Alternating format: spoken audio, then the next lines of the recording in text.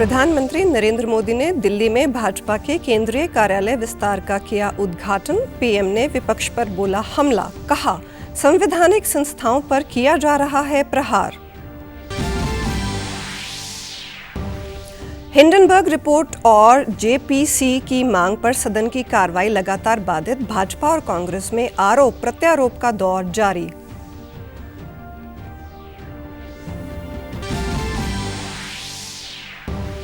G20 के कृषि कार्य समूह की दूसरी बैठक चंडीगढ़ में शुरू। 3 दिन तक चलने वाली इस बैठक में टिकाऊ कृषि, खाद्य सुरक्षा के मुद्दे पर किया जाएगा विचार विमर्श।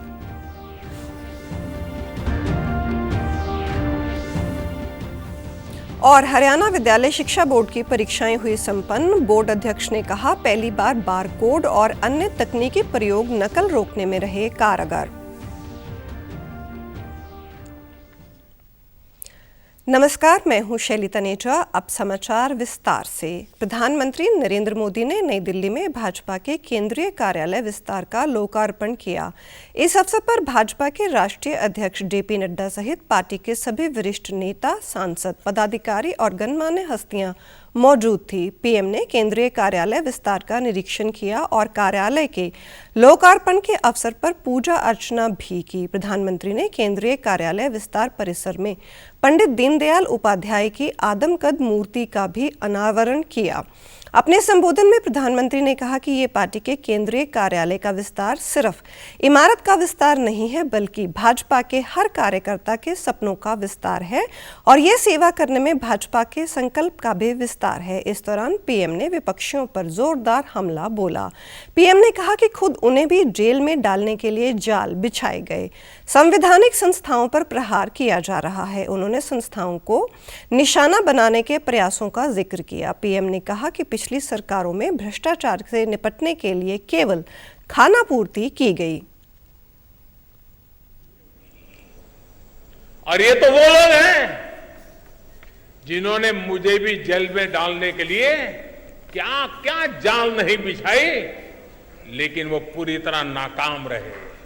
भारत का सामर्थ्य अगर फिर बुलंदी की तरफ जा रहा है तो इसके पीछे हमारी एक मजबूत नींव है। ये नींव हमारी संवैधानिक संस्थाओं की है।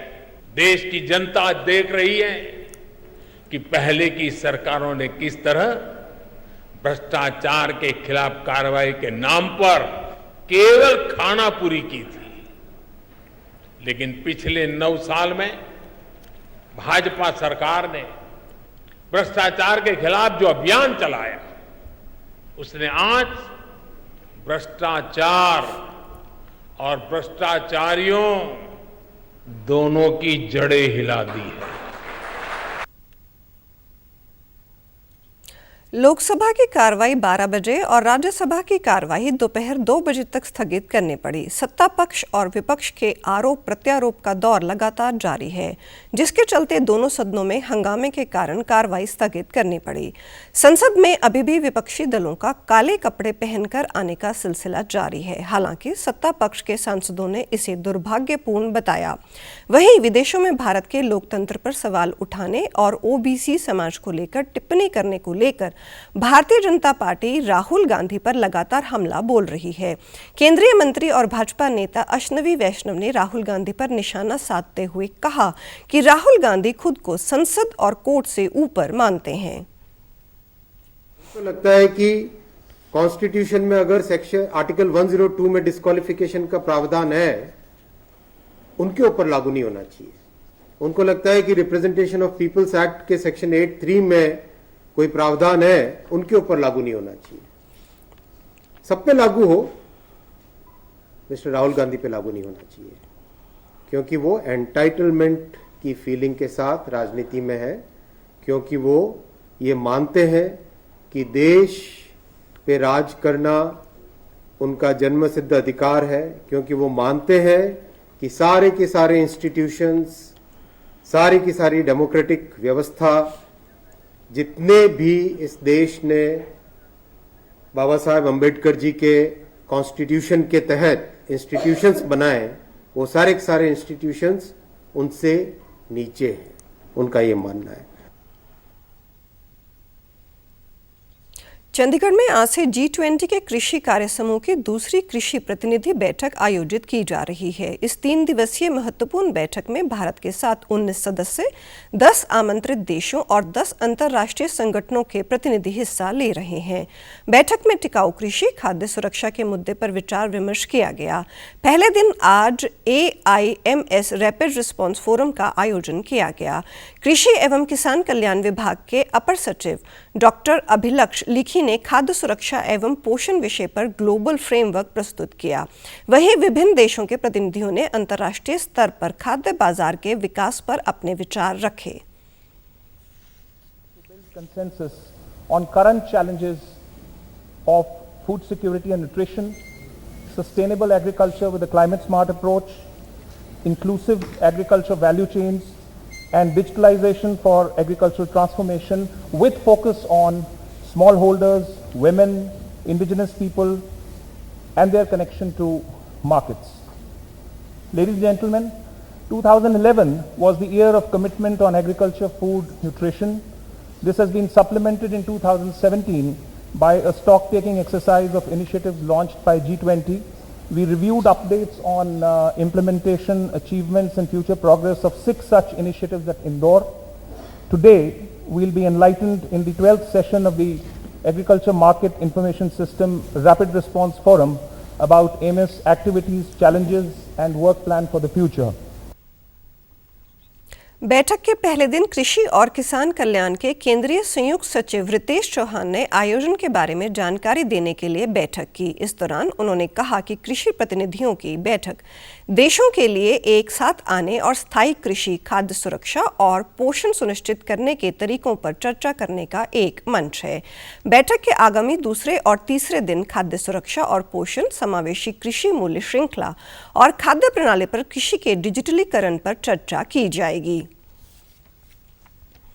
हरियाणा विद्यालय शिक्षा बोर्ड द्वारा 27 फरवरी से 28 मार्च तक 10वीं व 12वीं की वार्षिक परीक्षाएं शांतिपूर्वक तरीके से संपन्न होने के बाद board chairman doctor VP Yadav ने आज प्रेस वार्ता में बताया कि अब की बार परीक्षाओं में पहली बार बारकोड का प्रयोग किया गया। इसके अलावा अन्य तकनीकी प्रयोगों से नकल रोकने के जो प्रयास किए गए थे वो काफी कारगर रहे। उसी का परिणाम है कि पिछले वर्ष के मुकाबले नकल के करीब 51% मामले कम दर्ज किए गए। पिछली बार प्रदेश भर में 64 परीक्षा केंद्रों को रद्द करना पड़ा था, लेकिन इस बार 38 सेंटरों को अन्य जगह पर शिफ्ट करना पड़ा। बोर्ड अध्यक्ष ने बताया कि शिक्षा बोर्ड द्वारा 27 फरवरी से 28 मार्च तक हुई 10वीं, 12वीं और DLED की परीक्षाओं में नकल के कुल 1819 मामले दर्ज किए गए।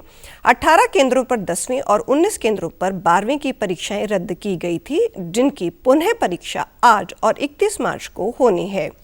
बार कोडिंग है, अल्फा न्यूमेरिक कोड है और कुछ अदर हिडन फीचर्स हैं। मैं कहूँगा उन्होंने जो है बहुत बड़ी भूमिका निभाई और जहाँ जहाँ पर किसी ने अगर कोशिश भी की बार कोड को मिटाने की या अल्फा न्यूमेरिक कोड को मिटाने की, उसके बावजूद भी हिडन फीचर्स की वजह से हमने पेपर को फिर भी डिकोड कर लिया। इसके तहत इस बार हमने जो एक रिकॉर्ड डाउनफॉल आया है स्पेसिफिकली UMC केसेस में 3,0576 केसेस पिछले बार थे, जो कि इस बार घटकर 1,816 केसेस रह गए हैं। तो इस तरह से जो है परीक्षा के UMC केसेस में काफ़ी गिरावट आई है।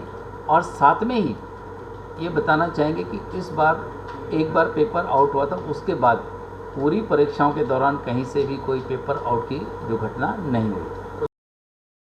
निर्वाचन आयोग ने आज कर्नाटक में विधानसभा चुनाव की घोषणा की। कर्नाटक की सभी 224 विधानसभा सीटों पर एक चरण में 10 मई को वोट डाले जाएंगे, जबकि 13 मई को नतीजे आएंगे।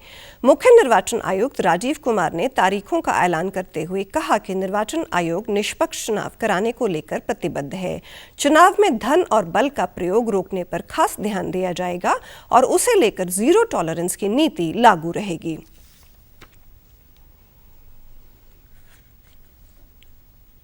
प्रधानमंत्री नरेंद्र मोदी हर महीने मन की बात कार्यक्रम के माध्यम से करोड़ों लोगों के साथ अपने विचार साझा करते हैं और ये सिलसिला अप्रैल में 100वीं कड़ी के साथ आगे भी जारी रहेगा।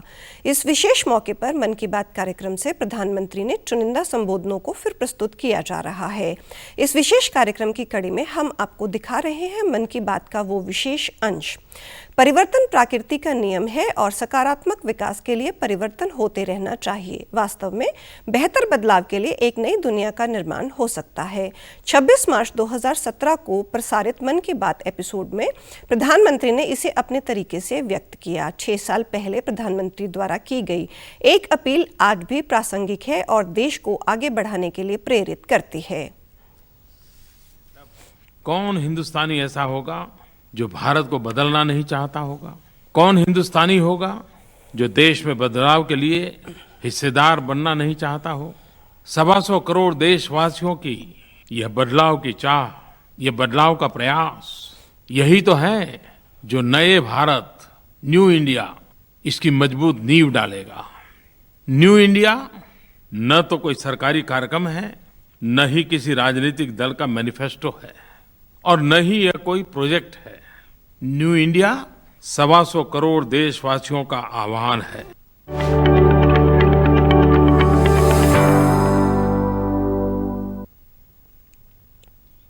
केंद्रीय गृह मंत्री अमित शाह ने कल नई दिल्ली में भारतीय साइबर अपराध समन्वय केंद्र के साइबर सुरक्षा बुनियादी ढांचे और संचालन की समीक्षा की।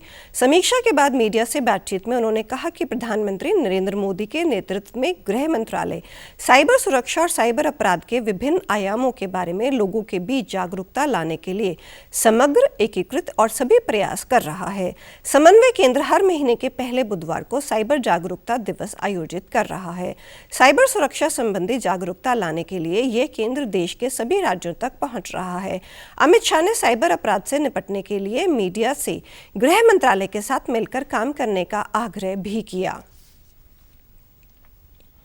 कैथल में बाबा शाह कमाल लाल दयाल की पुण्यतिथि पर दरगाह में 3 दिवसीय उर्स का आयोजन किया जा रहा है। इस उपलक्ष्य में जवाहर पार्क की हजरत बाबा शाह कमाल कादरी और शाह सिकंदर कादरी की दरगाहों को सुंदर ढंग से सजाया गया है। 30 मार्च तक चलने वाले इस उर्स में पहुंचने वाले श्रद्धालुओं का मानना है कि यहाँ माथा टेकने से उनकी सभी मनोकामनाएं पूरी होती हैं। बाबा शाह कमाल और संत बाबा शीतलपुरी की दोस्ती की आज भी लोग मिसाल देते हैं।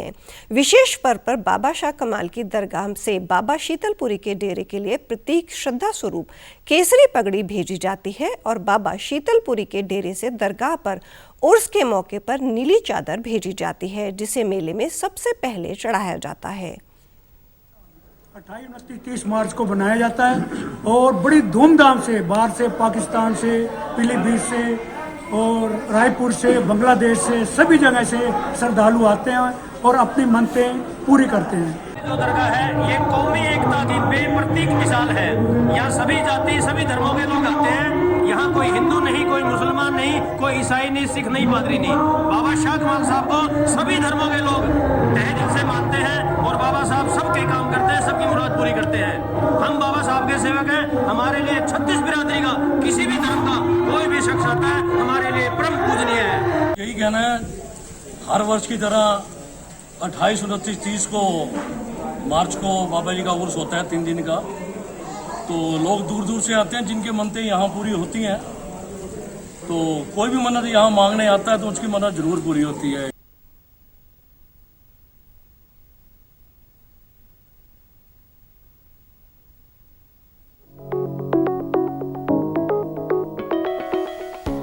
और अब पेश हैं खबरें फटाफट। मौसम विभाग के अनुसार आज और कल मौसम परिवर्तनशील रहने की संभावना। हरियाणा और पंजाब सहित कई राज्यों में बारिश और ओलावृष्टि का अलर्ट जारी। केंद्रीय प्रत्यक्ष कर बोर्ड ने स्थायी खाता संख्या पैन को आधार कार्ड से जोड़ने की समय सीमा 30 जून 2023 तक बढ़ाई।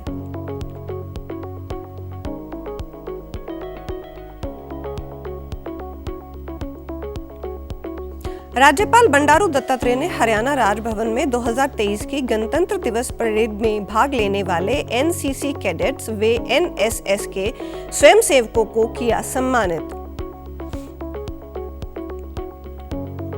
और प्रदेश के 1032 गैर मान्यता प्राप्त स्कूलों को सरकार से राहत, 2 साल में सभी मानदंड पूरे करने की शर्त पर नए सत्र में कर सकेंगे दाखिला।